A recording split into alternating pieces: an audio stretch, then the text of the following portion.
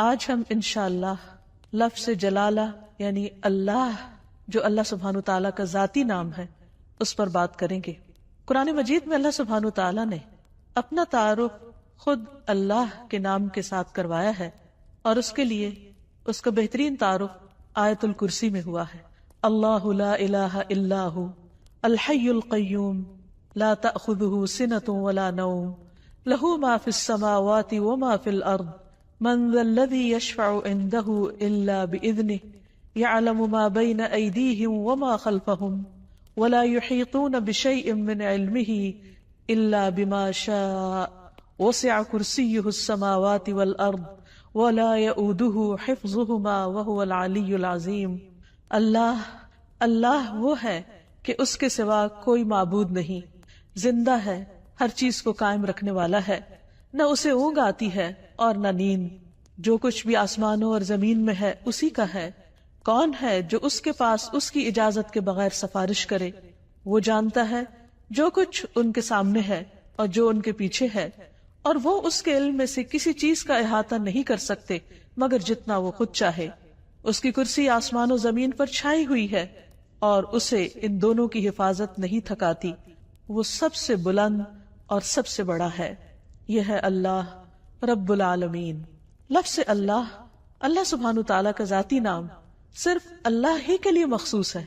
پوری کائنات میں اللہ کے نام سے سوائے اس کے کوئی بھی نہیں جانا جاتا، کسی اور کا یہ نام ہے ہی نہیں۔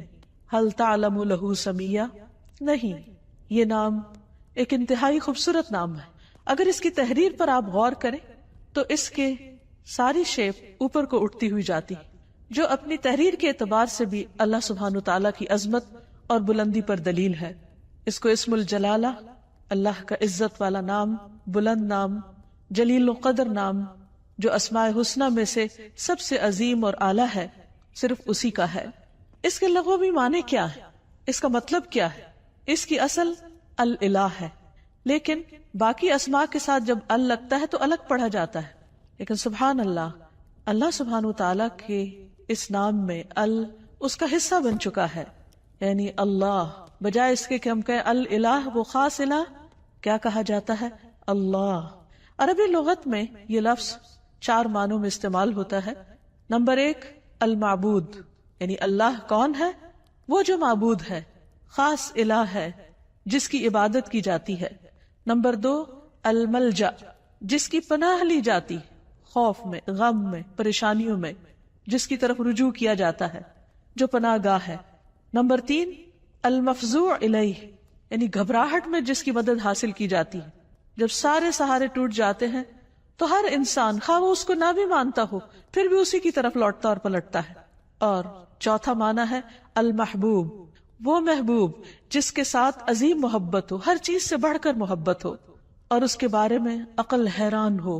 لا تدرکہ الابصار، جس کو نگاہیں نہ پا سکتی ہوں، وہ یدرک الابصار، اور وہ سب نگاہوں کو دیکھتا ہے، جانتا ہے کہ کون سی نگاہ کس طرف اٹھی ہے۔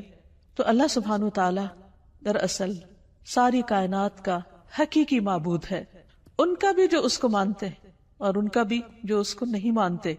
الہ برحق وہی ہے جس کی عبادت کی طرف بندوں کے دل مائل ہوتے ہیں جب وہ اس کو دریافت کر لیتے ہیں، جب وہ اس کو پہچان جاتے ہیں، جب وہ اس کی نعمتوں اور اس کی بنائی ہوئی عظیم نشانیوں کو دیکھ کر اس کی طرف مائل ہو جاتے ہیں، جب ان کے دل اس کی وحدانیت کی گواہی دینے لگتے ہیں اور پوری انکساری اور عاجزی کے ساتھ اس کے آگے جھکتے ہیں، اسی سے امیدیں لگاتے ہیں، اسی سے ڈرتے ہیں، اسی کی عظمت دل میں پہچانتے ہیں، پھر اسی کی اطاعت کرتے ہیں، اپنی ضروریات اور مشکلات میں اسی کی طرف رجوع کرتے ہیں۔ وہ وہی الہ برحق ہے جو عرش سے لے کر اس ٹھہری ہوئی زمین کی گہرائیوں تک واحد الہ ہے، جس کے سوا کوئی اور الہ نہیں ہے۔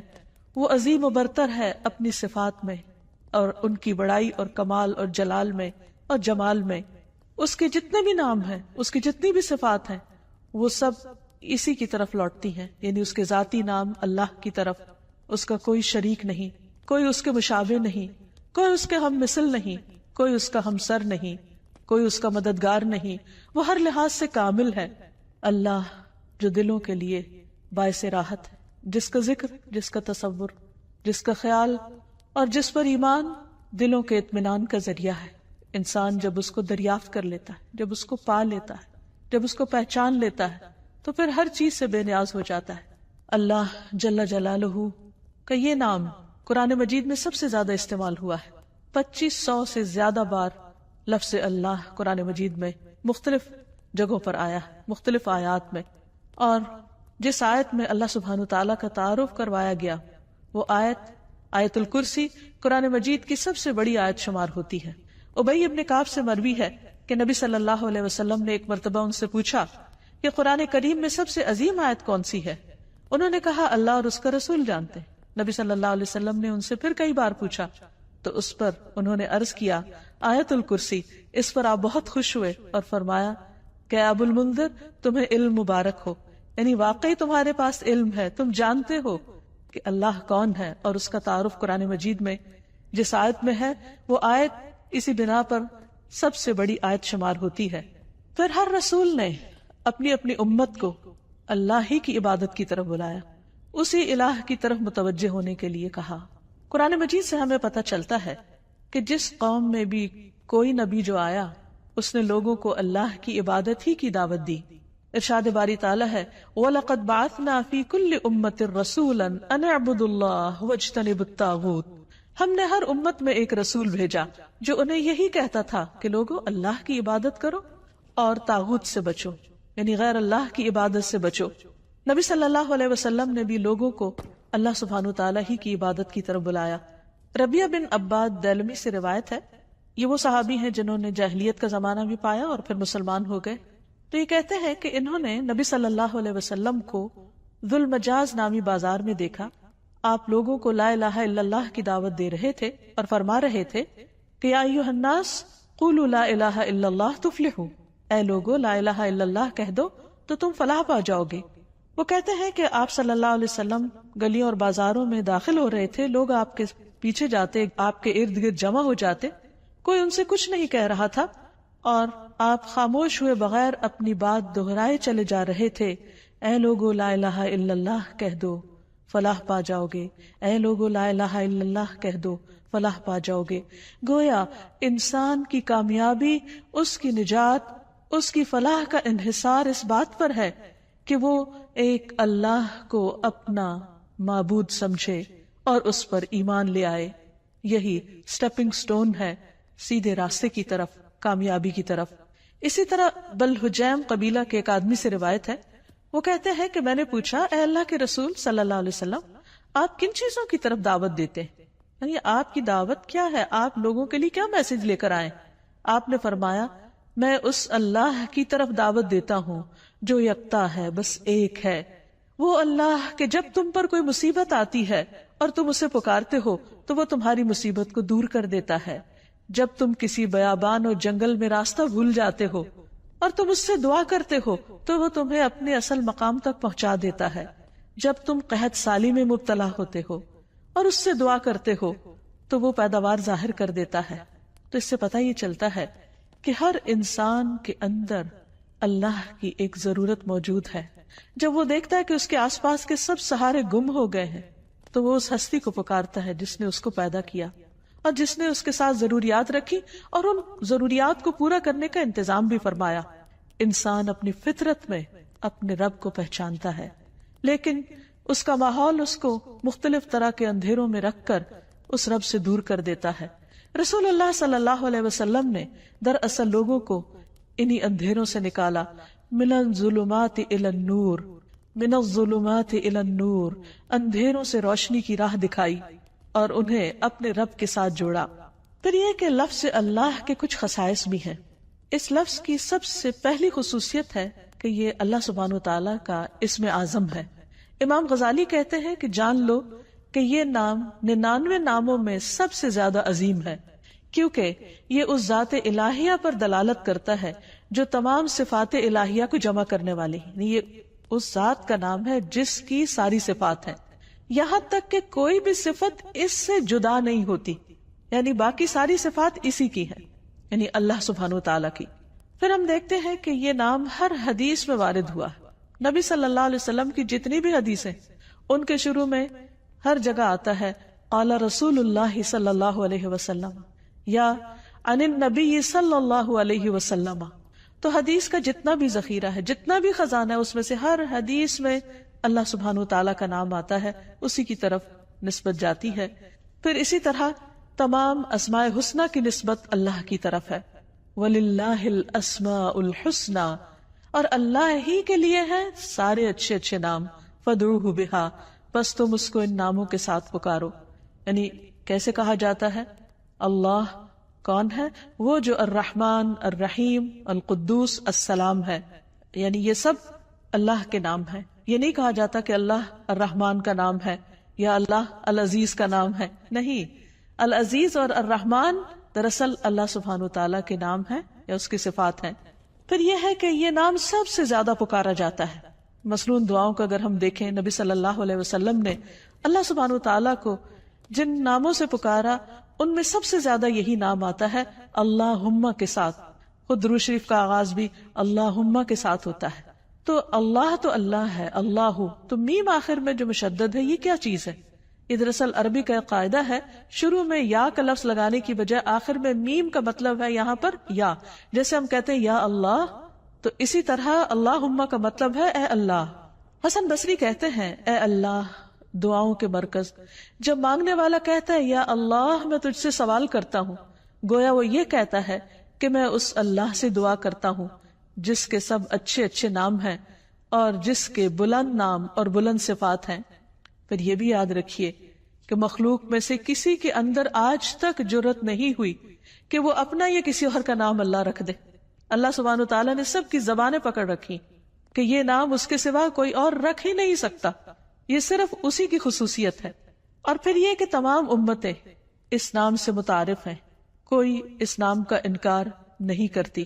پھر اسی طرح ہم دیکھتے ہیں کہ ہماری نماز کے ہر ایکشن میں یہ نام لیا جاتا ہے. مثلا نماز کا آغاز ہوتا ہے تکبیر تحریمہ سے. آغاز میں پہلا لفظ ہی کیا ہے؟ اللہ اکبر، اللہ سب سے بڑا ہے. پھر دعا استفتاح ہے، اس میں آتا ہے سبحانک اللہم و بحمدک، اللہ کا نام ہے. رکوع میں ہم جو دعائیں مانگتے ہیں ان میں سے دعا ہے سبحانک اللہم ربنا و بحمدک. پھر قوما میں جب کھڑے ہوتے ہیں سمع اللہ لمن حمدہ. پھر سجدے میں جاتے ہیں تو کہتے ہیں اللہم لک سجدت، اے اللہ میں نے تیرے لیے سجدہ کیا. پھر تشہد کی دعاؤں میں سے ہے اللہم اغفر لی ما قدمت وما اخرت وما اسررت وما اعلنت، اے اللہ مجھے بخش دے جو بھی میں نے پہلے گناہ کیے، جو بعد میں کیے، جو چھپ کے کیے اور جو ظاہری طور پر کیے. پھر نماز کے اختتام کس پر ہوتا ہے؟ السلام علیکم ورحمۃ اللہ. اس میں بھی اللہ کا نام لیا جاتا ہے. تو گویا پورا دن ہم اس کی تکرار کرتے رہتے ہیں، نمازوں کے اندر بھی اور نمازوں کے باہر بھی. دن کا آغاز ایک مسلمان کس طرح کرتا ہے؟ سب سے پہلے دعا مانگتا ہے الحمدللہ الذی احیانا بعد ما اماتنا. گویا آنکھ کھلتے ہی پہلا لفظ جو اس کی زبان پر آتا ہے وہ اللہ کے شکر کا ہے، الحمدللہ. پھر اسی طرح مختلف کام کاج کرتے ہوئے اگر چھینک آ جاتی ہے تو الحمدللہ. کسی اچھی چیز کو دیکھتا ہے انسان تو سبحان اللہ، اللہ کی قدرت یاد آتی ہے. پھر کسی چیز پر حیران ہوتا ہے کہتا ہے ماشاء اللہ. پھر اسی طرح کوئی گناہ ہو جاتا ہے تو کہتا ہے استغفر اللہ. بلندی کی طرف چڑھنے لگتا ہے تو کہتا ہے اللہ اکبر. نیچے کو اترنے لگتا ہے تو کہتا ہے سبحان اللہ. پھر اسی طرح دن کے سارے کام کاج کرتے ہوئے جب رات کو سونے لگتا ہے تو دائیں طرف لیٹتے ہوئے اپنا دائیں ہاتھ اپنے دائیں گال کے نیچے رکھ کر اپنے رب کو پکارتا ہے اللہم بسمک اموت و احیا. پھر اسی طرح اس نام کی کچھ اور خصوصیات ہیں، اور وہ یہ کہ عربی میں قسم کے لیے جو تا استعمال ہوتی ہے وہ صرف اسی نام پر وارد ہوتی ہے، تاللہ. پھر اسی طرح اس لفظ کا خاصہ یہ ہے کہ الحمد کا استعمال صرف اللہ کے ساتھ ہوتا ہے. یہ نہیں ہوتا الحمد الرحمن، الحمد للرحمن یا الحمد للرحیم، نہیں، الحمد للہ. اسی طرح باقی بھی بہت سے جب ہم دعائیں اللہ تعالیٰ سے مانگتے ہیں یا اللہ تعالیٰ کی تعریف بیان کرتے ہیں تو لفظ اللہ ہی کے ساتھ کر رہے ہوتے ہیں. پھر اس نام کی بہت سی برکات بھی ہیں. یعنی یہ صرف ایسا نہیں کہ صرف ایک نام ہے، بلکہ یہ ہماری روح اور ہمارے دل کی زندگی ہے. جب ہم تکلیف میں ہوتے ہیں، جب ہم کسی بھی طرح تنہا محسوس کرتے ہیں تو یہ نام ہمارے اندر سے تنہائی کا احساس ختم کر دیتا ہے. اللہ سبحانہ وتعالیٰ کا یہ نام یعنی اللہ جو اس کا ذاتی نام ہے، یہ صرف ایک نام ہی نہیں، اس کی بہت سی برکات بھی ہیں، اس کے بہت سے فائدے ہیں. یہ صرف اس کا نام نہیں، یہ اس کی پہچان بھی ہے، اور یہ ہمارے دل، روح اور جان کی زندگی ہے. ہم جب تنہا ہوتے ہیں تو جو ہی اس کا نام لیتے ہیں یوں لگتا ہے کوئی تنہائی نہیں. جب خوف زدہ ہوتے ہیں اور اس کو پکارتے ہیں تو لگتا ہے کوئی خوف نہیں. ایک دم دلوں کو قرار آ جاتا ہے، تسکین مل جاتی ہے. اگر انسان تکلیف کے وقت بسم اللہ کہتا ہے تو اس کی تکلیف دور ہو جاتی ہے. حضرت جابر کہتے ہیں کہ جب غزوہ احد میں طلحہ رضی اللہ عنہ کی انگلی کٹی تو انہوں نے سی کہا، جسے عام طور پر ہمارا ریاکشن ہوتا ہے. تو رسول اللہ صلی اللہ علیہ وسلم نے فرمایا اگر تم اس وقت بسم اللہ کہتے، یعنی سی کرنے کی بجائے اللہ کے نام کو یاد کرتے، تو فرشتے تمہیں اٹھا لیتے اس حال میں کہ لوگ تمہیں دیکھ رہے ہوتے. یعنی اتنی قوت ہے اس نام کے اندر. پھر اسی طرح ہم ہر کام کے شروع میں بھی بسم اللہ پڑھتے ہیں اور اس سے اس کام میں برکت ہو جاتی. مثلا کھانا کھاتے وقت اگر کھانا بسم اللہ سے شروع کیا جائے تو اس کھانے میں برکت ہو جاتی. حضرت عائشہ سے روایت ہے کہ ایک مرتبہ نبی صلی اللہ علیہ وسلم اپنے 6 صحابہ کے ساتھ بیٹھ کر کھانا کھا رہے تھے کہ ایک دیہاتی اچانک آیا اور اس نے بسم اللہ پڑھے بغیر کھانا شروع کیا اور 2 لقموں میں سارا کھانا سمیٹ گیا. تو آپ صلی اللہ علیہ وسلم نے فرمایا اگر یہ بسم اللہ پڑھ لیتا تو تم سب کو یہ کھانا کفایت کر جاتا. یعنی اگر بسم اللہ سے یہ آغاز کرتا تو 6 میں اگر 7واں بھی شامل ہو جاتا تو سب کی بھوک دور ہو جاتی. اور اس موقع پر آپ نے یہ تعلیم دی کہ جب تم میں سے کوئی شخص کھانا کھائے تو اسے اس پر بسم اللہ پڑھ لینی چاہیے، اور اگر وہ شروع میں بسم اللہ بھول جائے تو یاد آنے پر بسم اللہ اولہ و آخرہ پڑھ لیا کرے. وحشی بن حرب اپنے والد سے اور وہ ان کے دادا سے روایت کرتے ہیں کہ ایک مرتبہ ایک شخص نے کہا کہ ہم کھانا تو کھاتے ہیں لیکن ہماری بھوک ختم نہیں ہوتی.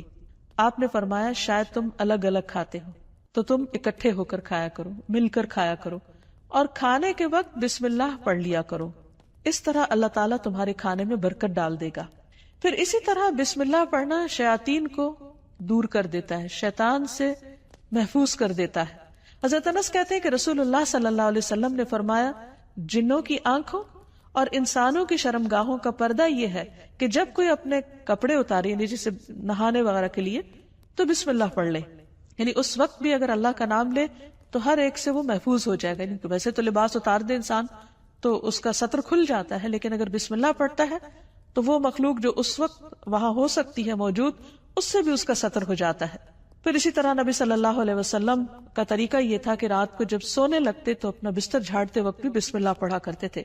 ابو ہریرہ کہتے ہیں کہ رسول اللہ صلی اللہ علیہ وسلم نے فرمایا جب تم میں سے کوئی اپنے بستر پر جائے تو اپنے تہبند کے پلو سے یعنی اس کا ایک کونا پکڑے اور اس سے اپنے بستر کو جھاڑے اور ساتھ بسم اللہ پڑھے، کیونکہ وہ نہیں جانتا کہ کون اس کے بعد اس کے بستر پر آیا. ہو سکتا ہے کوئی ایذا دینے والا، تکلیف دینے والا کیڑا مکوڑا ہو. تو جب اللہ کا نام لیا جائے گا تو کوئی چیز اس کو رات سوتے وقت نقصان نہیں دے گی. لیکن اس کے برعکس جب کوئی شخص اللہ کا نام نہیں لیتا تو پھر وہ کئی قسم کے نقصان اٹھا سکتا ہے. مثلا کھانے میں اگر بسم اللہ نہیں پڑھی تو وہ چیز شیطان کا رزق بن سکتی ہے. ابن عباس کہتے ہیں رسول اللہ صلی اللہ علیہ وسلم نے فرمایا کہ ابلیس نے کہا اے رب تو نے اپنے ساری مخلوق کا رزق واضح طور پر بتا دیا ہے، تو میرا رزق کہاں، میں کیا کھاؤں گا؟ فرمایا ہر وہ چیز جس پر میرا نام نہ لیا جائے وہ تمہارا رزق ہے. تو اس سے آپ اندازہ لگائیے کہ ہم جب کھانے پر اللہ کا نام نہیں پڑھتے تو یہ معمولی سی بات نہیں ہے، ہم دراصل اپنا ہی کھانا اپنے دشمن کو کھلا رہے ہوتے ہیں. پھر اسی طرح جب انسان گھر میں داخل ہوتا ہے تو گھر میں داخل ہوتے وقت اگر اللہ کا نام نہیں لیتا اور کھانا کھاتے وقت اللہ کا نام نہیں لیتا تو شیطان کہتا ہے کہ آج اس گھر میں تمہارے لیے کھانا بھی ہے اور رات گزارنے کی جگہ بھی ہے. لیکن اگر بسم اللہ پڑھتا ہے انسان تو وہ کہتا ہے کہ آج اس گھر میں نہ کھانا ہے اور نہ تمہاری رات گزارنے کی جگہ ہے. پھر اسی طرح جس مجلس میں اللہ کا نام نہ لیا جائے وہ مجلس قیامت کے دن انسان کے لیے حسرت کا باعث بنے گی. رسول اللہ صلی اللہ علیہ وسلم نے فرمایا جو لوگ کسی جگہ پر مجلس کریں لیکن اس میں اللہ کا ذکر نہ کرے وہ ان کے لیے قیامت کے دن حسرت کا باعث ہوگی. اور جو آدمی کسی راستے پر چلتے ہوئے اللہ کا ذکر نہ کرے وہ چلنا بھی قیامت کے دن اس کے لیے حسرت کا باعث ہوگا. جو آدمی اپنے بستر پر آئے لیکن اللہ کا نام نہ لے وہ اس بستر پر آنا بھی اس کے لیے باعث حسرت ہوگا. یعنی زندگی میں کوئی بھی کام کاج کرتے وقت جب اس کام کاج میں اللہ کا ذکر نہیں ہوتا، اللہ کی یاد نہیں ہوتی، اللہ کا نام نہیں ہوتا تو قیامت کے دن ایسے سارے اعمال انسان کے لیے حسرت و یاس کا ذریعہ بن جائیں گے. کیونکہ جس کام کو انسان بسم اللہ پڑھ کر شروع کرتا ہے وہ کام اس کے لیے عبادت ہو جاتا ہے. کھانا کھانا بظاہر صرف دنیا کا ایک کام ہے، یعنی دنیاوی کام ہے، بظاہر دیکھنے میں کوئی عبادت نہیں ہے، لیکن صرف بسم اللہ پڑھ کر جب آغاز کرتا ہے انسان تو وہ سارا کھانے کا عمل اس کے لیے عبادت بن جاتا ہے. اللہ کا نام لے کر انسان اپنے بستر میں جاتا ہے تو وہ سونا عبادت بن جاتا ہے. وہ واک کر رہا ہے، اللہ کا ذکر کر رہا ہے، گھر سے نکلتا ہے بسم اللہ توکلت علی اللہ پڑھتا ہے، وہ گھر سے نکلنا اس کے لیے عبادت بن جاتا ہے اور اس کو شیاطین کے شر اور دیگر شر سے محفوظ رکھنے کا ذریعہ بن جاتا ہے. اللہ سبحانہ وتعالی نے مختلف چیزوں کے ساتھ اپنے اس نام کو رکھ کر انہیں شرف اور عزت بھی بخشا. مثلا بیت اللہ، اللہ کا گھر، یہ نہیں کہ اللہ تعالیٰ وہاں رہتے ہیں، لیکن اس گھر کو عزت اور شرف بخشی اپنے نام کی طرف نسبت دے کر. پھر اسی طرح آپ نے فرمایا نبی صلی اللہ علیہ وسلم نے کہ 3 لوگ اللہ کے وفد ہیں، یعنی اللہ تعالیٰ ان کو اپنا وفد کہتے ہیں، اپنا ڈیلیگیشن. غازی، حج کرنے والا اور عمرہ کرنے والا، ان کو بھی اللہ سبحانہ تعالیٰ نے عزت اور شرف بخشی اپنے نام کے ساتھ. پھر اسی طرح کچھ لوگوں کو اللہ تعالیٰ نے اہل اللہ کہا ہے، یعنی اللہ کے اہل. انس رضی اللہ عنہ سے مروی ہے کہ رسول اللہ صلی اللہ علیہ وسلم نے فرمایا لوگوں میں سے کچھ اہل اللہ ہوتے ہیں. آپ نے پوچھا اہل اللہ کون لوگ ہوتے ہیں؟ فرمایا اہل قرآن. اہل قرآن ہی اہل اللہ اور اس کے خاص لوگ ہیں، یعنی قرآن پڑھنے والوں کو اللہ سبحانہ تعالیٰ نے عزت اور شرف بخشی. پھر اسی طرح مساجد اللہ قرآن مجید میں آتا ہے، اللہ کی مسجدیں. پھر کچھ لوگوں کو اللہ کے پڑوسی کہا گیا. رسول اللہ صلی اللہ علیہ وسلم نے فرمایا اللہ تعالیٰ قیامت کے دن اعلان کریں گے میرے پڑوسی کہاں ہیں، میرے پڑوسی کہاں ہیں. فرشتے پوچھیں گے اے رب کسے زیب دیتا ہے کہ وہ تیرے پڑوس میں آئے، تیرا پڑوسی بنے. اللہ تعالیٰ فرمائے گا مساجد کو آباد کرنے والے کہاں ہیں، یعنی مسجد کو اللہ نے اپنا گھر کہا اور مسجد کی خدمت کرنے والے کو اپنا پڑوسی کہا. پھر اسی طرح جو لوگ اللہ کے دین کی خدمت کریں، اس کی مدد کریں، ان کو اللہ تعالیٰ نے انصار اللہ کہا اور اس کے لیے دعوت عام بھی دی. یا ایھا الذین آمنوا کونوا انصار اللہ، اے لوگو جو ایمان لائے ہو اللہ کے مددگار بن جاؤ. پھر اسی طرح قوم سمود کی اونٹنی کو جو خاص نشانی کے طور پر ظاہر ہوئی اس کو ناقۃ اللہ، اللہ کی اونٹنی کہا. اور حقیقت یہ ہے کہ اللہ کے نزدیک بندوں کے ناموں میں سے بھی جو پسندیدہ نام ہیں ان میں سے ایک عبداللہ اور دوسرے عبد الرحمن ہے، جیسے کہ نبی صلی اللہ علیہ وسلم نے ہمیں تعلیم دی ہے. جب ایک بندہ اس نام کے ساتھ اللہ کو پکارتا ہے تو اس کی دعا سنی جاتی ہے، اس کی دعا قبول ہوتی ہے. اور اس کے بارے میں ہم دیکھتے ہیں کہ رسول اللہ صلی اللہ علیہ وسلم کی اکثر دعائیں اسی نام کے ساتھ شروع ہوتی تھی. آپ صلی اللہ علیہ وسلم ہر نئے مسلمان ہونے والے کو جو دعا سکھایا کرتے تھے اللہم اغفر لی وارحمنی واہدنی وارزقنی، اے اللہ تو مجھے معاف کر دے، اے اللہ تو مجھ پر رحم فرما اور مجھے ہدایت دے اور مجھے رزق عطا فرما. پھر اسی نام کے ذریعے جب آپ صلی اللہ علیہ وسلم اللہ کے راستے میں نکلتے، جہاد پر جاتے، تو آپ اسی نام کے ذریعے اللہ تعالیٰ سے مدد چاہتے. زندگی میں انسان پر بہت سی مشکلات اور بہت سی تکلیفیں آتی رہتی، ایسے میں بعض اوقات انسان ڈپریشن کا شکار ہو جاتا ہے، اسے یہ نہیں پتہ چلتا کہ اب وہ کیا کرے. لیکن اس کا حل نبی صلی اللہ علیہ وسلم نے ہمیں بتایا ہے. حضرت اسماء بنت امیس کہتی ہیں کہ مجھ سے رسول اللہ صلی اللہ علیہ وسلم نے فرمایا کیا میں تمہیں ایسے کلمات بتاؤں کہ جن کو پڑھنے سے غم اور پریشانی دور ہو جاتی ہے، اور وہ ہے اللہ اللہ ربی لا اشرک بہ شیئا، اللہ اللہ ہی میرا رب ہے، میں اس کے ساتھ کسی کو شریک نہیں کرتا. جب انسان کثرت سے اس کی تکرار کرتا ہے تو بڑے سے بڑا رنج اور غم دور ہو جاتا ہے، کیونکہ نبی صلی اللہ علیہ وسلم نے جو بھی ہمیں تعلیم دی ہے وہ دراصل اللہ سبحانہ تعالیٰ ہی نے آپ کو دی تھی، اور اسی کی روشنی میں آپ نے وہ تمام چیزیں ہمیں سکھائیں. اسی طرح حضرت یعقوب علیہ السلام پر جب بہت غم آیا بیٹے کی جدائی کا تو انہوں نے بندوں سے شکوہ شکایت نہیں کی، بلکہ کیا کہا انما اشکو بثی وحزنی الی اللہ، انما اشکو بے شک میں شکوہ کرتا ہوں، بثی وحزنی اپنے رنج و غم کا، الی اللہ صرف اللہ کی طرف. اور حقیقت یہ ہے کہ جب انسان ایسی حالت میں اللہ کی طرف رجوع کرتا ہے تو اللہ سبحانہ تعالیٰ اپنے غیب کے خزانوں سے اس کی مدد کرتا ہے اور اس کو تنہا نہیں چھوڑتا، اس کو تھام لیتا ہے. لفظ اللہ کے ساتھ پکارنا دعاؤں کی قبولیت کا ذریعہ بنتا ہے. ایک اور روایت سے ہمیں پتہ چلتا ہے، عبداللہ بن بریدہ اسلمی اپنے والد سے روایت کرتے ہیں کہ نبی صلی اللہ علیہ وسلم نے ایک شخص کو دعا میں پکارتے ہوئے سنا اللہم انی اسألک بأنی اشہد انک انت اللہ لا الہ الا انت الاحد الصمد الذی لم یلد ولم یولد ولم یکن لہ کفوا احد. تو آپ نے فرمایا قسم ہے اس ذات کی جس کے ہاتھ میں میری جان ہے، اس نے اللہ کے اس نام کے ساتھ دعا کی ہے جس کے ساتھ دعا کی جائے تو قبول کی جاتی ہے، اور اگر سوال کیا جائے تو عطا کر دیا جاتا ہے. یعنی بندہ اپنے رب سے جو کچھ مانگتا ہے رب اسے عطا کرتا ہے. تو جو شخص اپنے الہ حقیقی کو پہچان لیتا ہے پھر وہ اسی سے مانگتا ہے اور اسی کی عبادت کرتا ہے. ایاک نعبد و ایاک نستعین، وہ اسی کی اطاعت اور بندگی کے لیے اسی کو راضی کرنے کی کوشش کرتا ہے، اور اگر اس کو راضی کرنے میں کسی اور کو ناراض بھی کرنا پڑے تو وہ اس سے ڈرتا نہیں، کیونکہ جو اللہ کو راضی کرتا ہے اللہ سبحانہ تعالیٰ اس کی حفاظت کرتے ہیں، اور جو بندوں کو راضی کرنے کے لیے اللہ کو ناراض کر دیتا ہے پھر اللہ تعالیٰ اسے بندوں کے حوالے کر دیتے ہیں. ہمارے لیے یہ بہت اہم ہے کہ ہم اپنی پوری زندگی اللہ رب العالمین کے سپرد کریں، اسی کی اطاعت اور فرما برداری میں گزاریں، جیسا کہ اللہ سبحانہ تعالیٰ نے نبی صلی اللہ علیہ وسلم کو حکم دیا، قل ان صلاتی ونسکی ومحیای ومماتی للہ رب العالمین لا شریک لہ وبذلک امرت وانا اول المسلمین. آپ کہہ دیجئے میری نماز، میری قربانی، میرا جینا اور میرا مرنا سب اللہ رب العالمین کے لیے ہے، اس کا کوئی شریک نہیں. مجھے اسی بات کا حکم دیا گیا ہے اور میں سب سے پہلے فرما بردار ہوں، سب سے پہلے مسلمان ہوں.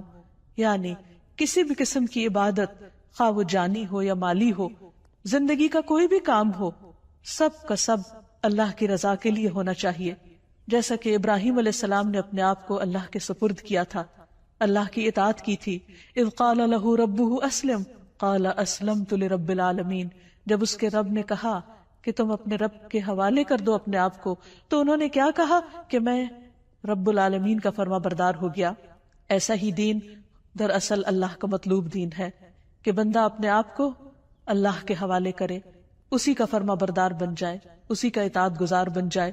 ارشاد باری تعالیٰ ہے وَمَنْ أَحْسَنُ دِينًا، اس سے اچھا دین کس کا ہو سکتا ہے، ممن اسلم وجہہ للہ، جس نے اپنا آپ اللہ کے حوالے کر دیا، اپنا چہرہ اللہ کے لیے تابع کر دیا، اس کے آگے جھک گیا، اس کی بات کے آگے، اس کے حکم کے آگے. وَهُوَ مُحْسِنٌ، اور وہ محسن بھی ہے، ہر کام کو بہت اچھی طرح کرنے والا ہے. وَاتَّبَعَ مِلَّةَ إِبْرَاهِيمَ حَنِيفًا، اور اس نے ملت ابراہیم کی پیروی کی. وَاتَّخَذَ اللَّهُ إِبْرَاهِيمَ خَلِيلًا، اور اللہ نے ابراہیم کو اپنا دوست بنا لیا. تو جو شخص اللہ کی اطاعت اور فرما برداری کرتا ہے وہ اللہ کا خاص بندہ بن جاتا ہے، اور جو اللہ کا خاص بندہ ہوتا ہے وہ دنیا میں سب سے زیادہ خوش قسمت ہوتا ہے، کیونکہ اسے دنیا کے کسی بڑے کا فیور نہیں، اللہ کا فیور اور اللہ سبحانہ تعالیٰ کی رحمت اور بخشش اور عنایت اور رضا اس کو حاصل ہو جاتی ہے. اور اس سے بڑی کیا چیز ہو سکتی ہے اس شخص کے لیے جو اللہ کو اپنا رب مانتا ہو. اسی لیے ایسا بندہ جب رات کو سونے لگتا ہے تو اپنا سب کچھ اللہ کے سپرد کر دیتا ہے، اور یوں اللہ سبحانہ تعالیٰ کے آگے عاجزی اور فریاد کرتا ہے، اللہم اسلمت نفسی الیک ووجہت وجہی الیک وفوضت امری الیک والجأت ظہری الیک رغبتا ورہبتا الیک لا ملجا ولا منجا منک الا الیک آمنت بکتابک الذی انزلت وبنبیک الذی ارسلت. اے اللہ، میں نے اپنی جان تیرے سپرد کی، اپنا چہرہ تیری طرف کر لیا، اپنا معاملہ تیرے سپرد کر دیا، جتنے بھی پریشانیاں، غم اور ہم ہیں سب تیرے حوالے کر دی، تو ہی ان کی بہترین ٹیک کیئر کرنے والا ہے. اپنے آپ کو تیری طرف متوجہ کیا، تجھی پر بھروسہ کیا، تیری طرف رغبت اور تیری خوف کی وجہ سے تیرے سوا کوئی جائے پناہ نہیں. میں تیری کتاب پر ایمان لایا جو تو نے نازل کی، تیرے نبی پر ایمان لایا جو تو نے ہی بھیجا. ایسا شخص اگر رات کو فوت ہو جاتا ہے تو وہ فطرت پر ہوتا ہے، اسلام پر ہوتا ہے، وہ دراصل اللہ کے اس فرمان کے تابع ہوتا ہے کہ اس کا سب کچھ اپنے رب کے لیے ہے. اور اگر وہ صبح کرتا ہے تو حدیث میں آتا ہے کہ ایسا شخص خیر پر، بھلائی پر صبح کرتا ہے. حقیقت یہ ہے کہ جو لوگ اللہ کو پہچان لیتے ہیں وہ سب سے بڑھ کر اللہ سے محبت کرنے والے ہوتے ہیں، اور یہی ان کے ایمان کا تقاضا ہوتا ہے. والذین آمنوا اشد حبا للہ، وہ لوگ جو ایمان والے ہیں وہ اللہ کی محبت میں سب سے زیادہ شدید ہوتے ہیں. نبی صلی اللہ علیہ وسلم نے فرمایا، تم میں سے کوئی شخص اس وقت تک مومن نہیں ہو سکتا جب تک اسے اللہ اور اس کے رسول دوسرے سب لوگوں سے زیادہ محبوب نہ ہو جائیں۔ ایسے لوگ صرف محبت ہی نہیں کرتے، وہ اللہ سے ڈرتے بھی ہیں، اور جو اللہ سے ڈرتے ہیں پھر وہ لوگوں سے نہیں ڈرتے، اور جب وہ اللہ سے ڈرتے ہیں تو اللہ کے ڈر سے پھر وہ اللہ کی نافرمانی کے کام چھوڑ دیتے ہیں، پھر ان کی محبت اور ان کی نفرت بھی اللہ ہی کی خاطر ہوتی ہے، پھر وہ اللہ کو کثرت سے یاد کرنے والے ہوتے ہیں اور اس حکم پر عمل کرنے والے، یا ایھا الذین آمنوا اذکروا اللہ ذکرا کثیرا، اے لوگ جو ایمان لے آئے ہو اللہ کا ذکر کرو، اللہ کو یاد کرو، کثرت سے یاد کرنا، وسبحوہ بکرۃ واصیلا، اور صبح و شام اس کی تسبیح بیان کرو۔ ایسے ہی لوگ سب سے آگے نکل جانے والے ہیں، ایسے ہی لوگ سب سے آگے بڑھ جانے والے ہیں، اور انہی کا انجام بہترین ہے۔ نبی صلی اللہ علیہ وسلم نے فرمایا مفردون سبقت لے گئے۔ لوگوں نے پوچھا اللہ کے رسول صلی اللہ علیہ وسلم وہ کون ہے؟ آپ نے فرمایا اللہ کا بہت زیادہ ذکر کرنے والے مرد اور عورتیں۔ اللہ سے دعا ہے کہ اللہ تعالی ہمیں ان لوگوں میں شامل کر لے جو سب سے زیادہ اس کو یاد کرنے والے ہیں، کیونکہ اسی میں دلوں کا اطمینان، دلوں کی راحت اور آخرت کی کامیابی ہے۔ وآخر دعوانا ان الحمد للہ رب العالمین۔